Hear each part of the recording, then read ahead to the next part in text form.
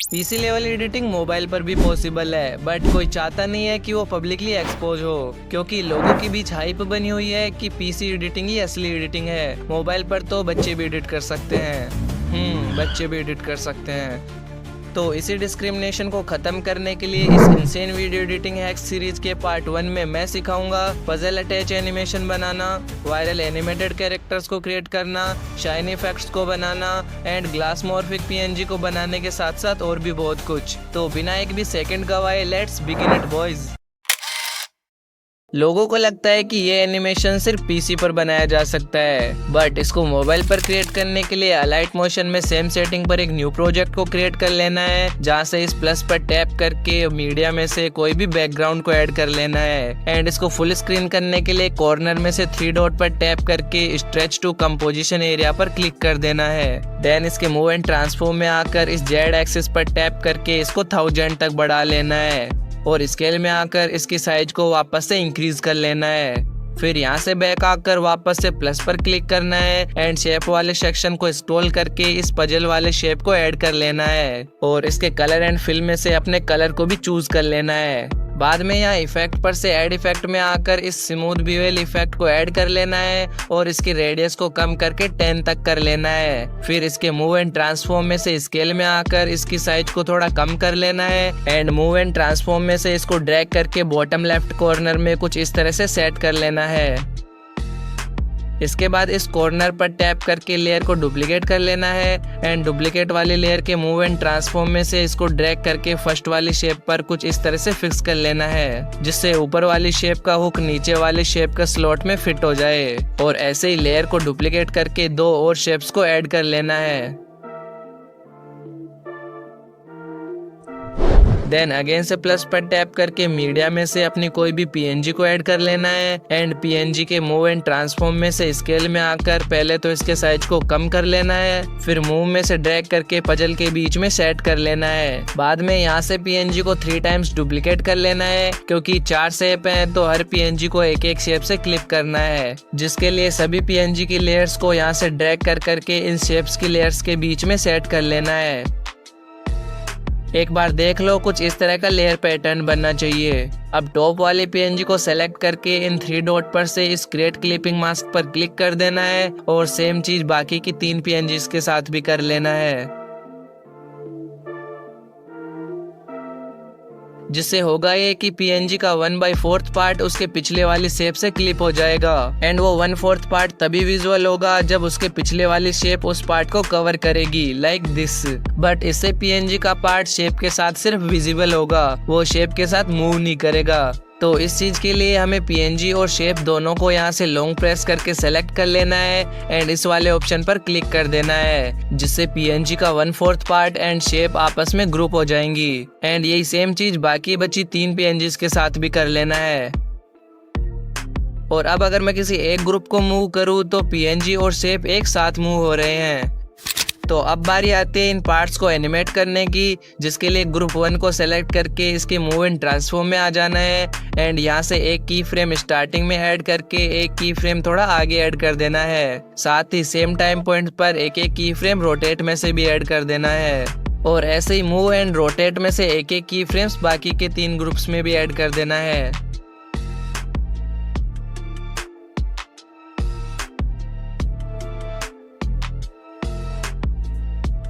इसके बाद स्टार्टिंग वाले की फ्रेम पर रहते हुए मूव में से जेड एक्सिस को 500 तक इंक्रीज कर लेना है और एक्स एंड वाई एक्सिस से कुछ इस तरह से ड्रैग करके नीचे कर लेना है एंड रोटेट में से इसकी वैल्यू को 59 तक करके मूव की हेल्प से स्क्रीन के बाहर कर लेना है। साथ ही ग्राफ पर से ये वाले ग्राफ को भी इस तरह से कस्टमाइज करके ऐड कर देना है और 3 डॉट पर से ग्राफ को कॉपी कर लेना है। देन जितने भी ट्रांसफॉर्म के की फ्रेम है सबके बीच इस ग्राफ को पेस्ट कर देना है एंड यहाँ से बैक आकर जिस तरह से स्टार्टिंग की फ्रेम पर रहते हुए ग्रुप 4 को एनिमेट करा, सेम वैसे ही बाकी के 3 ग्रुप्स को भी रैंडम पोजीशंस के साथ एनिमेट कर लेना है, लाइक दिस।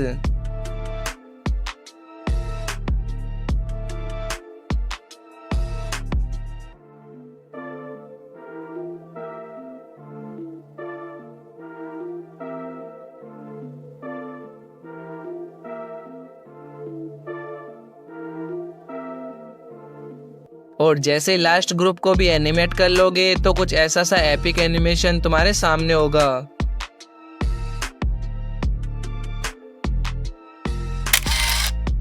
इस तरह की एनिमेटेड शेप्स दिखने में काफी कूल लगती हैं, जिसको बनाने के लिए अलाइट मोशन में एक न्यू प्रोजेक्ट को क्रिएट कर लेना है एंड इस प्लस पर टैप करके कोई भी मनपसंद शेप को ऐड कर लेना है। लाइक मैं इस डायमंड शेप को ऐड कर लेता हूँ, जिसके मूव एंड ट्रांसफॉर्म में आकर पहले तो इसके साइज को बढ़ा लेना है, देन कलर एंड फिल में से कोई भी मनपसंद कलर को चूज कर लेना है। फिर यहाँ से बैक करके शेप के इफेक्ट में से ऐड इफेक्ट पर टैप करके इस सरफेस वाटरमार्क नेम के इफेक्ट को स्टैंडर्ड सेटिंग पर ऐड कर लेना है, जिसके एडजस्टमेंट में से तुम अपने अकॉर्डिंग वाटर वेव के कलर को चेंज कर सकते हो। देन जैसे ही हाइट को इंक्रीज करोगे तो कुछ इस तरह की वाटर वेव शेप में अपीयर होने लगेगी। फिर वापस से ऐड इफेक्ट पर टैप करके ड्रॉइंग एंड एज वाले सेक्शन में से इस डीप ग्लो एनहेंस्ड इफेक्ट को स्टैंडर्ड सेटिंग पर ऐड कर लेना है, जिससे शेप में लाइट ग्लो ऐड हो जाएगा। अब यहाँ पर से शेप की लेयर को डुप्लीकेट कर लेना है और डुप्लीकेट वाली लेयर को सेलेक्ट करके इसके इफेक्ट में से दोनों इफेक्ट को 1 बाय 1 डिलीट कर देना है। एंड यहाँ से बैक आकर कलर एंड फिल में से इस ऑप्शन पर टैप करके कलर को ब्लॉक कर देना है। बाद में बॉर्डर एंड शेडो में से स्ट्रोक को ऑन करके कलर को भी व्हाइट कर लेना है एंड स्ट्रोक की थिकनेस की वैल्यू को इंक्रीज करके 20 तक कर लेना और यहाँ शेडो वाले सेक्शन में से जस्ट शेडो को ऑन कर लेना है। आफ्टर दिस दोनों लेयर्स को यहाँ से लॉन्ग प्रेस करके सेलेक्ट कर लेना एंड इस फर्स्ट वाले ऑप्शन को हिट कर देना है, जिससे दोनों लेयर्स एक ग्रुप में कन्वर्ट हो जाएंगी। जिसके बाद ग्रुप की लेयर के इफेक्ट में से ऐड इफेक्ट पर टैप करके 3D वाले सेक्शन में से इस रास्टर एक्सट्रूड नेम के इफेक्ट को स्टैंडर्ड सेटिंग पर ऐड कर लेना है। अब इसके एडजस्टमेंट में से नीचे स्क्रॉल करके इस लाइट सोर्स पर टैप करना है, जिसमें से शाइन की वैल्यू को 0.20 होने तक कम कर लेना है। देन वापस ऊपर स्क्रॉल करके डेप्थ को 5 कर लेना है और एकदम टॉप पे आकर पोजीशन की Y वैल्यू पर से एक की फ्रेम स्टार्टिंग में एंड एक की फ्रेम एंड में ऐड कर देता हूँ। साथ ही Y वैल्यू को जितने राउंड चाहिए उस हिसाब से इंक्रीज कर लेना है। और फाइनल में की फ्रेम्स के बीच में एक ग्राफ को भी ऐड कर देना है, जिसका एंड रिजल्ट एकदम एपिक होगा।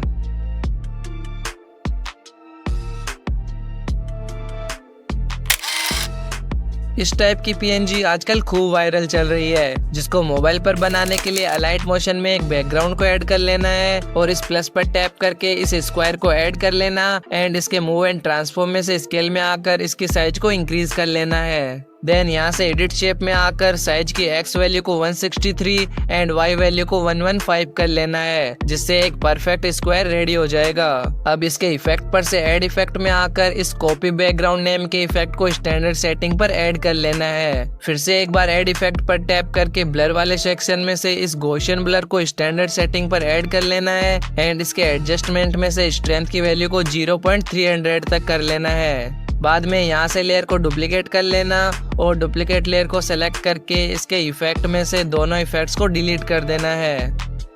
इसके बाद कलर एंड फिल पर टैप करके पहले तो लाइट ग्रे कलर को चूज कर लेना है, फिर इस वाले आइकन पर टैप करके इस बार को इतना नीचे ड्रैग कर लेना है। देन यहाँ से बैक करके बॉर्डर एंड शेडो में आना है और इस स्ट्रोक को ऑन करके यहाँ पर से कलर को भी व्हाइट कर लेना है, जिससे हमारी मॉर्फिक PNG रेडी हो जाएगी। जिसको PNG फॉर्मेट में एक्सपोर्ट करने के लिए पहले तो यहाँ सेटिंग वाले ऑप्शन पर टैप करके बैकग्राउंड को ट्रांसपेरेंट कर लेना है। देन एक्सपोर्ट पर टैप करके इस करंट फ्रेम एज PNG को टिक करके एक्सपोर्ट कर लेना है। साथ ही सेव पर क्लिक करके गैलरी में सेव कर लेना है। आफ्टर दैट मैंने प्रोजेक्ट में एक मोशन बैकग्राउंड को ऐड किया है, सो प्लस पर टैप करके मीडिया में से अपनी रिसेंट वाली PNG को ऐड कर लेता हूँ एंड अगेन से प्लस पर टैप करके टेक्स्ट पर से अपने टेक्स्ट को ऐड कर लेता हूँ, जिसे तुम देख ही सकते हो कि मॉर्फिक PNG के साथ कितना कूल लग रहा है।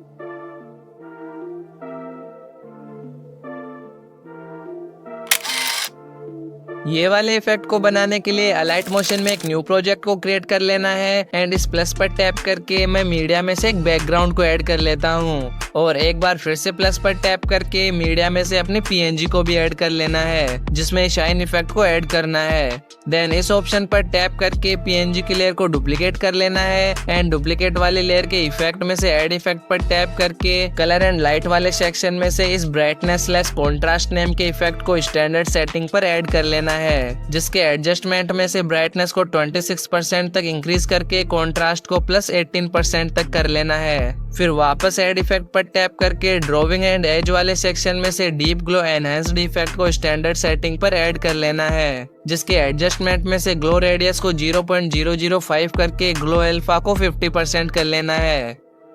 इसके बाद प्लस पर टैप करके शेप में से इस रेक्टेंगल को ऐड कर लेना है और इसके एडिट शेप में आकर साइज की एक्स वैल्यू को 54 एंड वाई वैल्यू को 473 तक बढ़ा लेना है। देन चले आना है इसके मूव एंड ट्रांसफॉर्म में, जहाँ रोटेट पर से 54 डिग्री रोटेट कर लेना है एंड वापस एडिट शेप में आकर वाई वैल्यू को 768 तक इंक्रीज कर लेना है।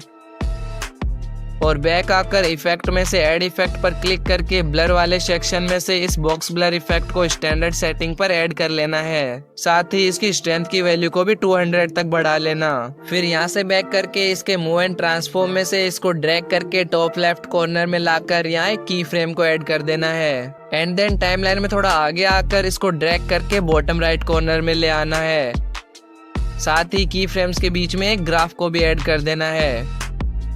अब लास्ट में रेक्टेंगल और डुप्लीकेट वाली लेयर को यहाँ से लॉन्ग प्रेस करके सेलेक्ट कर लेना है और सिंपल इस ऑप्शन पर क्लिक कर देना है, जिससे एक और कूल इफेक्ट रेडी हो जाएगा। इस टाइप के बैकग्राउंड को बनाने के लिए मैंने अलाइट मोशन में एक न्यू प्रोजेक्ट को क्रिएट कर लिया है, जहाँ से इस प्लस पर टैप करके शेप्स में से इस रेक्टेंगल को ऐड कर लेना है एंड कॉर्नर में से 3 डॉट पर टैप करके स्ट्रेच टू कंपोजिशन एरिया पर क्लिक कर देना, जिससे शेप फुल स्क्रीन हो जाएगी। फिर कलर एंड फिल पर टैप करके अपने मनपसंद कलर को भी चूज कर लेना है। देन इफेक्ट पर से ऐड इफेक्ट पर क्लिक करके प्रोसीजरल वाले सेक्शन में चले आना है, जहां से नीचे स्क्रॉल करके इस TV damage plus scan lines name के इफेक्ट को स्टैंडर्ड सेटिंग पर ऐड कर लेना है और इसके एडजस्टमेंट में से अमाउंट को 600 कर लेना है। फिर अगेन से ऐड इफेक्ट पर टैप करके मैट/मास्क/की वाले सेक्शन में आना है और यहाँ से विग्नेट इफेक्ट को स्टैंडर्ड सेटिंग पर ऐड कर लेना है, जिसके एडजस्टमेंट में से साइज को 101%, राउंडनेस को 187% एंड फेदर को 0.520 कर लेना है। और फाइनल में इसे current frame as PNG format select करके एक्सपोर्ट कर लेना है। बाद में अगर तुम्हें बैकग्राउंड के कलर को चेंज करना हो तो वो कलर एंड फिल में से इजीली कर सकते हो।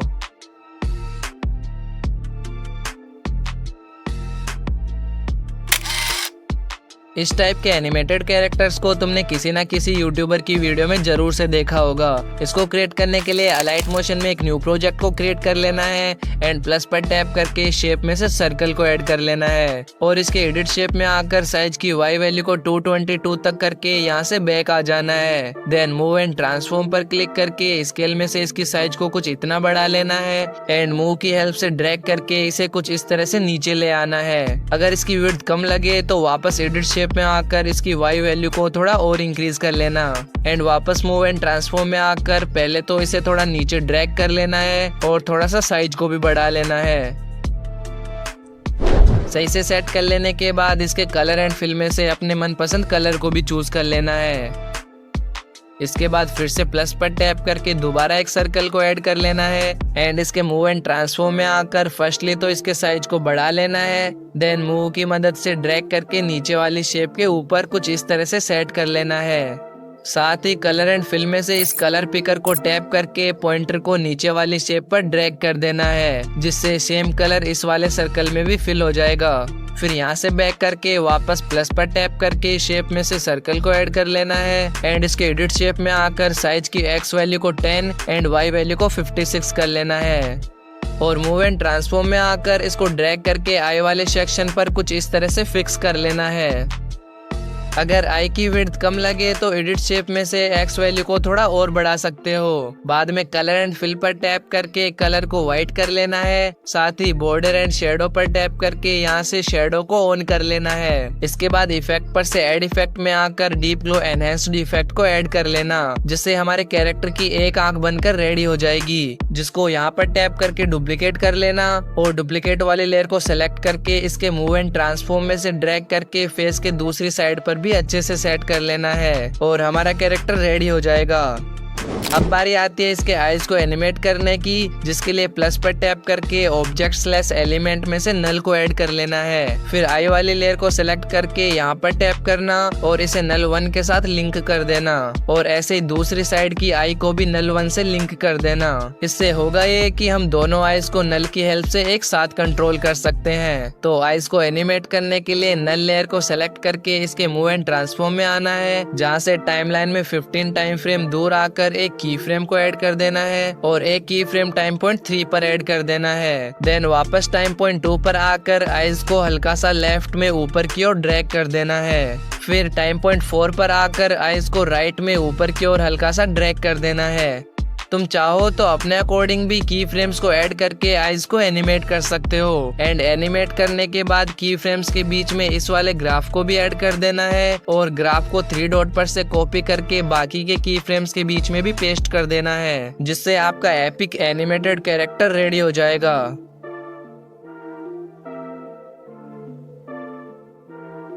वीडियो में यूज करा हुआ सारा मटेरियल तुम्हें टेलीग्राम चैनल पर मिल जाएगा। एंड आई होप तुम्हें वीडियो पसंद आई होगी। और अगर इस टाइप के और वीडियो एडिटिंग हैक्स सीखना है तो पार्ट 2 जल्दी से कमेंट कर दो।